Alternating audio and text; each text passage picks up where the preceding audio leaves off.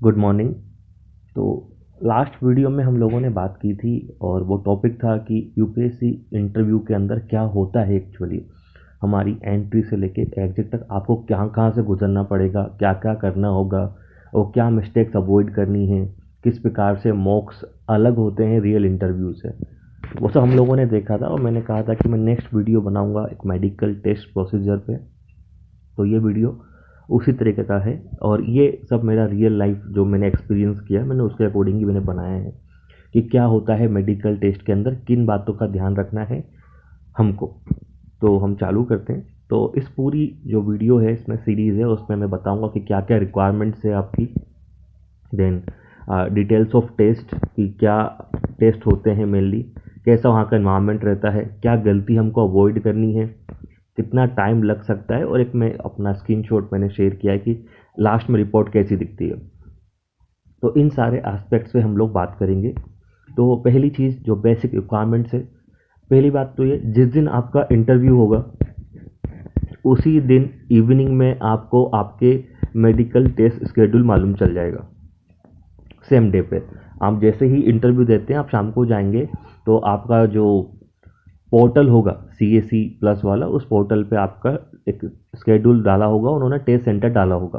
तो वहाँ पे आप अपना टेस्ट सेंटर देख सकते हैं कि मुझे कौन से हॉस्पिटल विजिट करना है। टोटल 6 to 7 हॉस्पिटल्स होते हैं। राम मनोहर लोहिया आपका हो गया, सफदरजंग हो गया, आपका अंबेडकर हो गया, ऐसे बहुत सारे हॉस्पिटल्स हैं। तो किसी में भी आपको जाना पड़ सकता है। तो जा रहे हैं उससे पहले क्या सामान रखने होंगे आपको, ध्यान रखें आपको एटलीस्ट 10 फोटोज़ चाहिए। 10 फ़ोटो कम से कम होना है, 10 से कम नहीं ले जाने हैं। अगर कम ले जाते हो तो वो आपको प्रॉब्लम क्रिएट करते हैं, वो डिमांड करेंगे कि और फोटोज़ लेके आओ, तो फिर आपको बीच में ड्यूरिंग ब्रेक शायद फ़ोटो लेने जाना पड़ जाए। तो एटलीस्ट 10 फ़ोटोज़ वहाँ पे लेके जाएं, क्योंकि बहुत सारे फॉर्म्स होते हैं, भरने पड़ते हैं और हर फोटो से हमको हर फॉर्म पे फ़ोटोज़ लगानी पड़ती हैं। 10 फ़ोटोज़ मिनिमम है। मेडिकल लेटर आप लेके जा सकते हैं, मेडिकल लेटर आपको पोर्टल पे मिल जाएगा। तो ये दो चीज़ें हैं जो बेसिक आपको लेके जानी पड़ती हैं, बाकी कोई नीड होती नहीं है। आधार कार्ड वगैरह आप एक्स्ट्रा ले आ सकते हैं, बाकी कुछ ले जाने की ज़रूरत वहाँ पे नहीं पड़ती। हाँ, मोस्ट इम्पॉर्टेंट वहाँ पे जो चीज़ है वो है फ़ोटोज़। उसके बाद फॉर्मेलिटीज़ में क्या रहता है, आपको वेन्यू पे पहुंचना पड़ता है। वेन्यू का टाइम है 8 AM, तो आपको 8 बजे सुबह वेन्यू पे रिपोर्ट करना पड़ता है। वेन्यू रिपोर्ट होने के बाद वहाँ पे आपको बताया जाएगा आपको जाना कहाँ पे है। तो वहाँ पे एक जो पार्टिकुलर प्लेस होगी, चाहे वो कोई लाइब्रेरी रूम हो सकता है, कहीं कॉन्फ्रेंस रूम हो सकता है, तो वहाँ पे सारे कैंडिडेट्स को असेंबल होना पड़ता है। ये डिपेंड करता है हॉस्पिटल्स पे। लाइक मेरा था अंबेडकर हॉस्पिटल में, तो गेट से एंटर करते ही वहाँ पे कॉन्फ्रेंस रूम था, वहाँ पे सब बच्चों को बिठाया गया था। और टोटल अगर हम देखा जाए तो सिर्फ 7 से 8 कैंडिडेट ही होते हैं गिवन डे पे, तो ज़्यादा लोग होते नहीं। तो 7 से 8 लोग का मेडिकल होता है एक जगह पे, तो वो वहाँ पे बैठे रहेंगे। सब लोग असेंबल हो जाएंगे कॉन्फ्रेंस रूम में। देन वहाँ का जो इंचार्ज होंगे, जो डॉक्टर्स वहाँ पे काम कर रहे होते हैं, जिनको असाइन किया गया है कि आप लोग इन बच्चों को देखेंगे, तो वहाँ पे आपको 3 से 4 मेजर फॉर्म दिए जाएंगे और आपको बोला जाएगा इनको फिल करो, 3-4 फॉर्म्स को। और साथ में कुछ जो स्लिप्स होती हैं हॉस्पिटल की जो लगती है वहाँ पे, जो हम टेस्ट कराएंगे जगह जगह जाके, तो उसमें वो उसके लिए भी रहता है। तो हमें कई सारी ये स्लिप्स मिलेंगी, कई सारे फॉर्म मिलेंगे हमको। तो हमको बैठ के पहले 15-20 मिनट, अगर आधे घंटे तक हमको ये फॉर्म फिल करने रहेंगे। सारे फॉर्म भरेंगे और हर फॉर्म में जहाँ पे बताया जाएगा वहाँ पर आपको फ़ोटोज़ अप्लाई करना है। तो 10 में से 7 से 8 फ़ोटोज़ तो यहीं लग जाते हैं। तो आपको पूरा ये फ़ोटो अप्लाई करना है, फॉर्म फिल करना है। सबसे पहले फॉर्म वो देंगे और सब कुछ डिटेल्स आपको भरनी है बस। इसके बाद फॉर्म भरने के बाद वहाँ पे एक व्यक्ति होगा, एक उनका रिप्रेजेंटेटिव होगा। ऐसा नहीं है कि आपको ही जाके सब कुम कराना है, उनका एक रिप्रेजेंटेटिव आपको मिल जाएगा और वो आपके सारे टेस्ट करवाएगा। जो भी आगे टेस्ट होने वाले हैं वो सारे टेस्ट आपको जगह जगह लेके जाके करवाएगा। आपका काम सिर्फ ये कि आप फॉर्म फिल कर देंगे और वो फॉर्म के थ्रू वो मूव करता रहेगा। तो जो रिप्रेजेंटेटिव मिलेगा आपको, वो आपको जाएगा ना। पहले हम फॉर्म्स में क्या फिल करना है हमको तो पता होना चाहिए। पहले तो आपकी कि आपको कोई डिसीज़ रही है या कोई मेडिकेशन पे आप हैं तो आपको उसकी हिस्ट्री रखनी है। तो अगर कोई है आप लोगों में से तो थोड़ा सा जाइए, ध्यान रखिए कि लिखना पड़ सकता है, तो आपको पता होना चाहिए कौन सी दवाई या क्या इश्यूज आपको चल रहे हैं, तो देख के जाएं। तो history of disease, medication mention करना होता है। आप लास्ट कब वैक्सीनेटेड हुए थे, फॉर एग्जांपल आप लोगों ने कोविड की वैक्सीनेशन ली है लास्ट में, तो वो डेट क्या थी एक अप्रोक्स याद होनी चाहिए। डेट नहीं याद है तो मंथ भी काम चलेगा। तो आप कब लास्ट वैक्सीनेटेड हुए थे उसकी डिटेल्स मेंशन करनी होती है। आपने कोई मेडिकल टेस्ट दिया था, फॉर एग्जांपल आपने लास्ट वाला यूपीएससी दिया है तो डिटेल उसकी बननी होती है, या आपने स्टेट पीसीएस का दिया है, आपने मिलिट्री का दिया है, या किसी भी और संस्था का मेडिकल टेस्ट पहले दिया है तो उसकी हिस्ट्री मेंशन करनी पड़ती है। और आपकी फैमिली में कौन कौन है और उनकी मेडिकल हिस्ट्री मेंशन करनी पड़ती है, like father, mother, brother, sisters, जो भी आपकी फैमिली में है, you have to fill all those medical information regarding them. तो आपको सारी मेडिकल इन्फॉर्मेशन फिल करनी होती है। ये 4 मेन एस्पेक्ट रहते हैं उन फॉर्म्स के, तो ये आपको फिल करना पड़ता है। इसके बाद हम आगे चलते हैं। तो इसके बाद मेडिकल टेस्ट क्या होता है, जब सब लोग आप असेंबल होंगे तभी आप लोगों को बोल दिया जाएगा कि आप अपना यूरिन सैंपल ला दें। तो जो लाइक मेल हम बात करें तो आप वॉशरूम जाके अपना यूरिन सैंपल कलेक्ट कर सकते हैं, वहाँ पे बॉक्स में रख सकते हैं। तो यूरिन सैंपल लिया जाएगा और तभी आपसे जो है आपका मेडिकल सैंपल, आपका ब्लड सैंपल भी ले लिया जाएगा, और ब्लड सैंपल, यूरिन सैंपल को वो आगे भेज देंगे रिपोर्ट के लिए, वो हो जाएगा। देन उसके बाद वो चालू करेंगे बेसिक मेजरमेंट्स जो नीड होती है, आपका फिजिकल पैरामीटर्स क्या है, तो आपके फिजिकल पैरामीटर्स की वो बात करेंगे। उसमें वो आपकी हाइट नापेंगे जैसा बाकी जगह भी होता है, हाइट के साथ आपका वेट नापेंगे कि आपका वेट क्या है। तो वेट यहाँ पे वो कपड़े नहीं उतरवाते हैं, सिर्फ शूज़ उतरवाएंगे आपसे, विदाउट शूज़ आपका वेट वो नापते हैं। देन आपके चेस्ट का मेजरमेंट होगा और चेस्ट एक्सपांशन कराया जाएगा कि जो रिक्वायरमेंट होती है 5 सेंटीमीटर चेस्ट एक्सपांशन, वो हो रहा है नहीं हो रहा।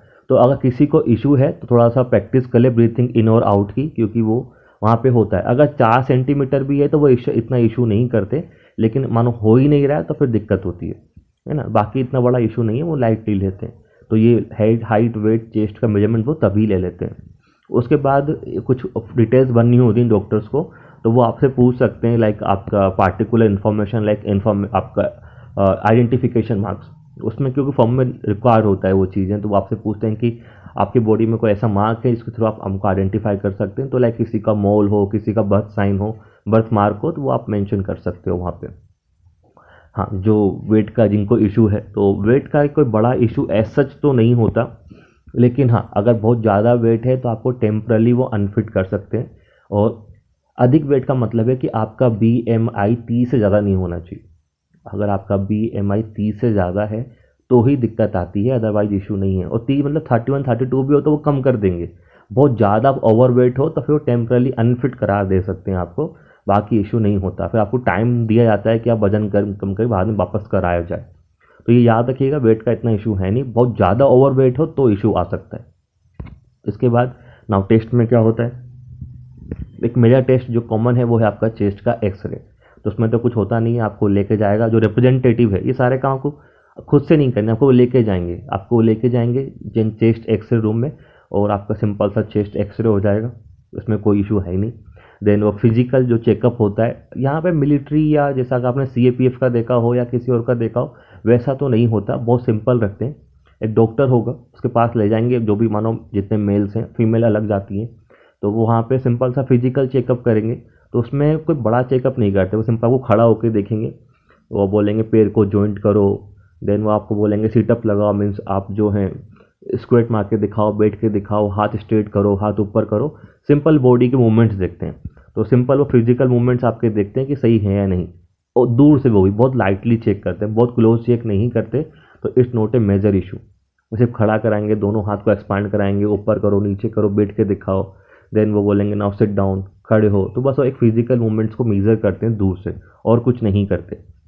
दिन तीसरा, कोई इसको सर्जिकल बोलता है, कोई अदर पार्ट में काउंट करता है। इसमें क्या होगा, आपको एक स्पेशल एक मतलब वहाँ पर जो भी मेल्स हैं, फीमेल अलग जाती है, मेल्स अलग जाते हैं, तो मेल्स जो हैं साथ में जाएंगे, तो वहाँ पे एक मेल डॉक्टर होगा जो आपको आइसोलेशन में ले जाएगा और आपको बोलेगा कि वो आपको मीन्स पेन डाउन करने को बोलेगा कि आप जो भी मतलब है, तो आपको अपने प्राइवेट पार्ट को शो करना पड़ता है वहाँ पे। तो मे बी वो हानिया चेक करते हैं वहाँ पे, पर वो टच नहीं करते हैं। जैसे अगर मिलिट्री में जाते हो या कोई दूसरे एग्जाम में आते हो तो वो टच करके भी देखते हैं, पर यहाँ पे टच करके नहीं देखते। तो वो सिर्फ आपके जो जेनिटल्स हैं वो उनको नोट डाउन करेंगे और चेक करेंगे कि इज एवरीथिंग फाइन। तो ये पार्ट होता है जो मेल के साथ होता है कि वो आइसोलेशन, और हाँ आइसोलेशन होगा, आप अकेले होंगे सिर्फ डॉक्टर के साथ, बाकी जो कैंडिडेट्स हैं वो बाहर ही रहेंगे। तो आपको एक के बाद एक जाना है, आपको प्रिंट आपका नीचे करना है, वो आपको दूर से नोट डाउन करेंगे और हो गया काम। तो मीन्स मेनली 15 सेकंड का काम होता है। तो दिस इज सर्जिकल आस्पेक्ट जो आपको ध्यान में रखना है। इसके बाद आई टेस्ट, एक मेजर जो है वो आई टेस्ट होता है। पहला टेस्ट तो कलर ब्लाइंडनेस का है, जो बुक वो दिखाते हैं आपको, बुक मेजर करनी देखना होता है कलर ब्लाइंडनेस को लेके। दूसरा फिर आपका नंबर चेक किया जाएगा, तो वो आपको लेटेस्ट पढ़वाएंगे सामने। और अगर आपने स्पेक्स लगा रखा है, अगर आपका स्पेक्स है तो स्पेक्स का नंबर भी वो काउंट करते हैं कि क्या स्पेक्स आपने लगा रखा है, वो नंबर भी काउंट करते हैं। एंड देन तीसरा जो प्रोसेस है वो मशीन के थ्रू टेस्ट होता है। जो मशीन होती है इसमें वो आपकी आई की पोजीशन देखते हैं, जो आपने देखा भी होगा, दिस इज द मशीन, जो आपको पता होनी चाहिए। तो आपको ऐसा सर रखना होता है इसमें, और जो डॉक्टर है वो आपकी आई को मीज़र करती है क्लोजली, तो इसके थ्रू आपकी आई टेस्टिंग होती है। तो ये यूज़ करते हैं वो, काफ़ी अलग टाइप का लगता है, थोड़ा सा देखने में एकदम लाइट आँख में डाल देते हैं, पर ये प्रोसेस होती है जो आई टेस्टिंग में वो यूज़ करते हैं। टेस्ट होगा इस मशीन से। उसके बाद हाँ, अगर आपने लेजिक सर्जरी कराई है, आपने लेजिक करा रखा है, तो फिर लेजिक के लिए क्या होता है, एक सेपरेट मेडिकल बोर्ड बिठाया जाता है, एक सेपरेट मेडिकल बोर्ड। तो उसके थ्रू आपको चेकअप या क्लियरेंस चाहिए होता है। तो जिन्होंने लेजिक करा है उनको दिक्कत ये हो सकती है कि मानो जिस दिन आपका मेडिकल टेस्ट था, तो ऑन ए गिवन डे वो मेडिकल बोर्ड शायद नहीं बैठता, अवेलेबल ना हो, तो फिर आपको बोला जा सकता है कि आप किसी और डे पे आपको विजिट करना पड़ेगा। तो ये ध्यान रखें, जो लेजिक वाले हैं तो उनको दोबारा विजिट करना पड़ सकता है। तो वो अपना रिटर्न, अगर आप बाहर से हैं दिल्ली से, तो रिटर्न तुरंत ना कराएं, क्योंकि आपको दोबारा बुलाया जाएगा अगर मेडिकल बोर्ड अवेलेबल ना हो। जैसे लाइक मेरे साथ जो कुछ कैंडिडेट्स थे उनमें से एक थी जिनको लेजिक कराया हुआ था, तो उनके लिए अवेलेबल नहीं था वहाँ पे मेडिकल बोर्ड। तो उनका मेडिकल बोर्ड फिर उनको 10 से 15 डेज बाद को उनको दिया गया था, तब बैठेगा। तो इस प्रकार से चीज़ें रहती हैं। तो लेजिक वालों को दिक्कत हो सकती है क्योंकि उनको दोबारा विजिट करना पड़ सकता है। तो लेजिक वाले ध्यान रखें, तुरंत अपना रिटर्न जो टिकट है वो ना कराएं। आई के बाद हम चलें तो next major is ear test. तो ईयर टेस्ट में मशीन टेस्ट होता है पहले तो, जिसमें आपको हेडसेट लगाया जाएगा, मशीन लगाई जाएगी और बीप का साउंड सुनाया जाता है। For example this is the test that we use to do in medical.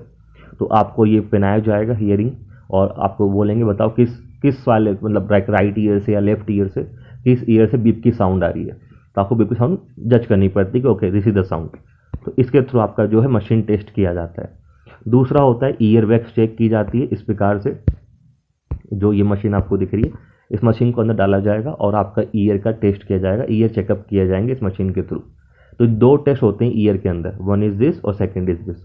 दोनों टेस्ट आपको ये करवाने होते हैं। हाँ, इसमें दिक्कत क्या होती है, अगर किसी को देखो ज़्यादा इशू है वैक्स का, किसके कान में ज़्यादा वैक्स होती है, किसी को इशू है, तो प्लीज़ पहले क्लीन करा लें। क्योंकि मानो आप जिस दिन इंटरव्यू मेडिकल टेस्ट पे गए और ईयर साफ नहीं दिखा उनको, तो फिर वो आपको बोलेंगे जाइए और क्लीन करा के दोबारा आइए।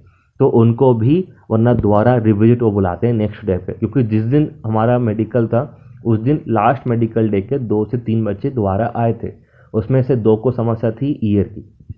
तो अगर ईयर वैक्स की इशू है तो क्लीन करा लो, तो क्लीन करा के दोबारा बुलाया जाएगा। उससे अच्छा है कि अगर है तो पहले क्लीन करा के जा सकते हो।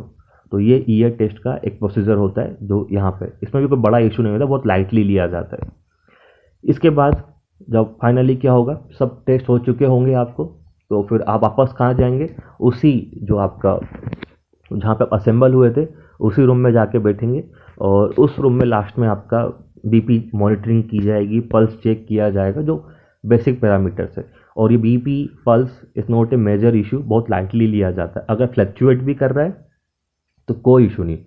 बहुत ड्रास्टिक चेंजेस हैं, बहुत ड्रास्टिक लो है, ड्रास्टिक हाई है, तो फिर वो थोड़ा सा सोचते हैं, अदरवाइज बाकी कोई फ़र्क नहीं पड़ता। तो लाइक एंजाइटी किसी को है, किसी को बढ़ जाता है, तो इतना फ़र्क नहीं पड़ता। मेरे टाइम पे भी कई लोग थे जिनका बीपी ऊपर नीचे हो रहा था, तो मैं सुन रहा था कि डॉक्टर बोल रहे थे मैम इनका तो इतना है, मैम ने कहा कि नहीं चलेगा, कोई दिक्कत नहीं। सिमिलर पल्स का भी ऐसा ही था। सिमिलर आपका जो ब्लड शुगर है, ग्लूकोज, वो सब भी वो नॉर्मल काउंट कर लेते हैं। जैसे मानो 120 भी 140 भी है तो इतना लोड नहीं लेते। तो ध्यान रखिएगा इन सब मैटर्स का ना। इसके बाद हम बात करें जो हमारा नेक्स्ट है वो है टेस्ट का एंड। तो जब हम सारे टेस्ट कंप्लीट हो जाएंगे तो हम आप बैठे रहेंगे, तो उनके पास आपकी ब्लड रिपोर्ट और यूरिन रिपोर्ट वो भी आ चुकी होगी, वो उनको देखेंगे। और उनके पास जो फॉर्म आपने जमा किया था स्टार्टिंग में, उसमें वो बेसिक डिटेल्स को मेंशन करेंगे, ठीक है। उसके बाद वो आपको बुलाएंगे और सारा मेंशन कर देंगे कि सब टेस्ट कंप्लीट हो गए। और आपको 3 स्लिप दी जाएगी, इनको भरिए। 3 स्लिप में एक्चुअली स्लिप सिर्फ एक स्लिप है कंफर्मेशन स्लिप कि आप मेडिकल टेस्ट में अपीयर हुए हैं और आपका मेडिकल टेस्ट कंप्लीट हुआ है, सिर्फ इसका मीनिंग होता है। उन स्लिप का मतलब ये नहीं है कि आप मेडिकल रिपोर्ट में फिट हो या अनफिट हो, ऐसा कुछ नहीं होता। वो सिर्फ एक अटेंडेंस स्लिप होती है लास्ट में कि हाँ आपने मेडिकल टेस्ट में आपने प्रेजेंस दी है और आपका मेडिकल टेस्ट कंप्लीट हो गया है। तो उसका सिर्फ एक कहीं ना कहीं आप बोल सकते हैं कि एक डॉक्यूमेंट है जो आपको कंफर्मेशन दे रहा है। तो वो 3 डॉक्यूमेंट आपको दिए जाएंगे वहाँ पे इस प्रकार से। इसके बाद क्या होगा, वो जो 3 स्लिप आपको दी है तो वो एक स्लिप आपको वहीं डॉक्टर को देनी है जो सामने बैठे होंगे, वहीं जमा होती है एक स्लिप, दैट इज़ वो आपका, उसको हम बोलते हैं हॉस्पिटल स्लिप। तो वो होती है आपकी हॉस्पिटल स्लिप, वो वहीं जमा की जाएगी। देन एक दूसरी स्लिप होती है जिसको हम यूपीएससी बोल सकते हैं या डीओपीटी स्लिप बोलते हैं। वो स्लिप जो है आपको, वो आपको लेके जानी है, वो स्लिप जानी है आपको और यूपीएससी ऑफिस में जमा करना है। तो वो स्लिप जो है आपको यूपीएससी ऑफिस जो है उसका पीछे बैक काउंटर बना हुआ है, वहाँ पे जाके जमा करनी होती है। और उसी स्लिप का आपको एक स्कैन कॉपी, उसी की एक स्कैन कॉपी आपको डीओपीटी को मेल करनी होती है। तो सेकंड स्लिप यूपीएससी ऑफिस में जमा होगी, उसी की स्कैन कॉपी आपको डीओपीटी को मेल करनी होती है। आप चाहे गिवन डे पे कर सकते हैं या नेक्स्ट डे पे कर सकते हैं, हम लोगों ने गिवन डे पे ही कर दिया था, तो बेटर है आप गिवन डे पे कर दो तो अच्छी बात है। तो आपको डीओपीटी को वो चीज़ जमा करनी होती है और एक स्कैन कॉपी मेल करनी होती है, और तीसरी कॉपी वो आप खुद के लिए रखते हैं। तो ये 3 स्लिप का वहाँ पर रोल है, ये भी बड़ा रोल है स्लिप्स का जमा करने का। उसके बाद वहाँ का एटमॉस्फेयर कैसा है, शुरुआत में तो सभी लोग स्ट्रिक्ट होते हैं क्योंकि वो सोचते हैं कि बच्चे थोड़ा सा टाइट किया जाए, तो सभी थोड़े से स्ट्रिक्ट साउंड करेंगे कि फॉर्म फिल करो, फॉर्म में गलती नहीं करना है, बहुत कुछ बोल सकते हैं आपको, स्ट्रिक्ट रहेंगे। लेकिन थोड़े टाइम बाद आप पाएंगे कि बहुत सपोर्टिव है, इतना लोड नहीं लेते, मेडिकल टेस्ट वो काफ़ी नॉर्मली कराते हैं, बहुत स्ट्रिक्ट नहीं होते हर चीज़ को लेकर। तो ये बेसिक चीज़ें वहाँ पर रहेंगी। और आपके साथ मैंने कहा 7 से 8 कैंडिडेट होंगे, आप सब ग्रुप में ही रहेंगे, कुछ फीमेल्स कुछ मेल्स। तो आप अपने आप का जो इन्वायरमेंट है उसको एंजॉय करें, बात करें, अपना एक्सपीरियंस शेयर करें, कोई इशू नहीं होता। सबसे बड़ी बात, क्योंकि आप गवर्नमेंट हॉस्पिटल में होंगे और आप विद इन जो नॉर्मल प्रोसेस चल रही होगी आपको उसी में ज्वाइन होना है, तो आप पाएंगे कि कैसे किस प्रकार से गवर्नमेंट हॉस्पिटल काम करते हैं। तो आपको मिलेंगे कि कितने सारे कॉमनर्स लाइन में लगे हैं और वो कितने प्रॉब्लम फेस करते हैं, और उसी बीच में आपका टेस्ट भी हो रहा है, तो सब कुछ आपको देखने को मिलेगा। तो ये सारी चीज़ें वहाँ पे कॉमन होती है, तो अच्छा एटमॉस्फेयर रहता है ना। मोस्ट इंपॉर्टेंट ड्यूरेशन, कुछ भी कर लें, आप 8 बजे जाएंगे, आप 2 से पहले वापस नहीं आ सकते। आपको 2 तो बजती है और पॉसिबिलिटी है कि 3 से 4 बज जाए, तो किसी भी हालत में आपको 2, 3, 4 बजे से पहले वो फ्री करते ही नहीं है, एटलीस्ट 2 लेके चलें। तो लंबा प्रोसीजर है, अगर प्रोसीजर लंबा चलता है बीच में वो ब्रेक दे देते हैं लंच के लिए, स्नैक्स के लिए, जैसे दिया जाता है 12:30-1 के आसपास आपको मिलता है, तो आपको बीच में ब्रेक दे दिया जाता है कि ठीक है ब्रेक ले लो, कुछ खा पी लो। तो अगर आप कुछ खाने का लेके गए हो, मैं तो एडवाइस करूँगा खाने का लेके जाएं, क्योंकि पता नहीं वहाँ पे मिले या नहीं मिले, तो कुछ लेके चले जाएं तब आप खा सकते हैं। तो बीच में मिलेगा टाइम खाने पीने का, पर हाँ किसी भी सूरत में आप सोचो कि आप 2 बजे से पहले फ्री हो जाओ तो पॉसिबल नहीं है। उसके बाद लास्ट में जो मोस्ट इंपॉर्टेंट थिंग्स हैं जो आपको याद रखनी है, और ये बहुत बड़ा इशू होता है। इशू क्या होता है, पहले तो खाना तो आप लेके जा सकते हैं, बेटर है खाना लेके जाएं, कुछ भी खाने पीने का। और दूसरा क्या पहनना है, तो लोग क्या करते हैं, लोग शॉर्ट्स में टी शर्ट में चले जाते हैं, तो आप शॉर्ट्स और टी शर्ट में नहीं जाएं तो बेहतर है। क्योंकि हमारे टाइम पे एक लड़का गया था, उसको उन्होंने बहुत सुनाया था, और सुनाया नहीं था, डॉक्टर ने तो उससे टेस्ट लेने का ही मना कर दिया था कि मैं इसका टेस्ट करूँगा ही नहीं, तो बहुत विवाद हो गया था। तो इस चक्कर में इशू होता है, क्योंकि जो सीनियर डॉक्टर्स हैं, लाइक जो आपका बोर्ड का जो चेयरमैन होगा वो काफ़ी एजेड होते हैं, तो वो वहाँ पे काफ़ी जो है फॉलो करते हैं डिसिप्लिन्स को, लुक्स को, एक्सेट्रा, जो सीनियर डॉक्टर्स होते हैं।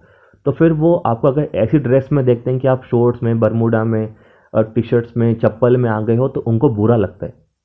उनका कहना है कि वो लोग सुबह ड्रेसअप होके आए हैं और आप ऐसे ही मुँह उठा के आ गए, तो पसंद नहीं करते। तो at least jeans, trouser, shirt, T shirt भी चलेगी लेकिन शॉर्ट मत पहनिएगा।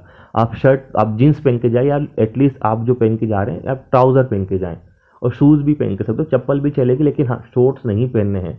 मतलब कूल होके नहीं जाना है, थोड़ा सा लगना चाहिए कि आप डिसेंट ड्रेस पहन के गए हैं।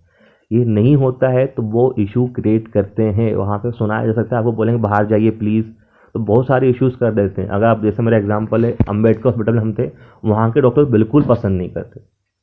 तो ध्यान रखिए, आपको बेवजह कोई सुनाए नहीं, बेवजह इशू क्रिएट ना हो, आपका बीपी फ्लक्चुएट ना करे, तो प्लीज़ डिसेंट ड्रेस पहन के जाए, ऐसे कुछ भी नहीं पहन के जाए।